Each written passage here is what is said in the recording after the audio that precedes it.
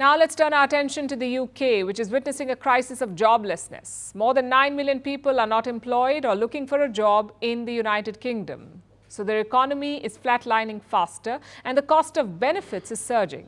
Prime Minister Keir Starmer has finally noticed the elephant in the room. He has declared that Britain is not working. Now he wants to force 2 million people into work. He wants to overhaul the job market and he has unveiled a plan to do it. But critics are worried that this plan is the equivalent of a band-aid on a deep wound. What does it include and will it work? Here's a report. The UK is working through a crisis of joblessness. 1.5 million people are unemployed. Additionally, 2.8 million people are out of work due to long-term sickness. This has been a major driver of joblessness since the pandemic. In total, economic inactivity has soared beyond 9 million. This includes people who are not employed or actively looking for work. It's the highest among Britons aged 16 to 24. 1 in 8 young people is out of work. This is a glaring problem for Prime Minister Keir Starmer. He made a bold declaration about the elephant in the room. He said that Britain simply isn't working. It indeed is not. And this is the result. Britain's economy is flatlining and their welfare bill is spiraling. This includes benefits and financial support for people who are looking for a new job, are out of work, or affected by health issues. The cost of benefits is rising, and so is the burden on the Treasury. So the UK wants to shave more than £3 billion from the welfare bill over the next 4 years.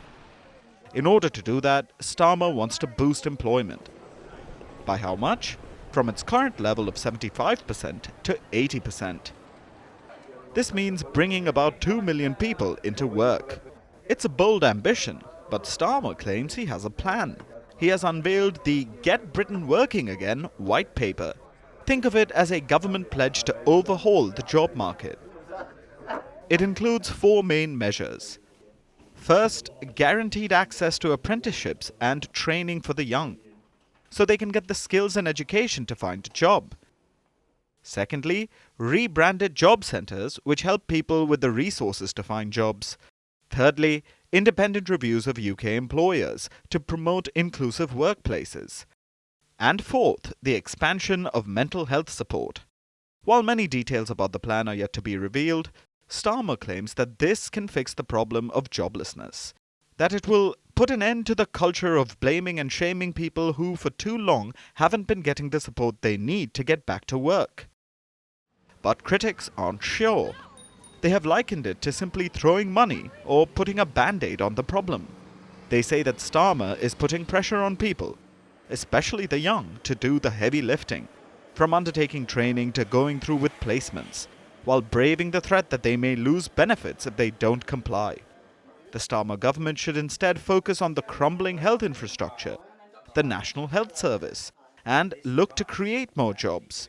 Without this, real change could be years away. Critics claim it's a disappointing package of reforms, which will do little to persuade the young to work. But only time will tell if they're proven wrong.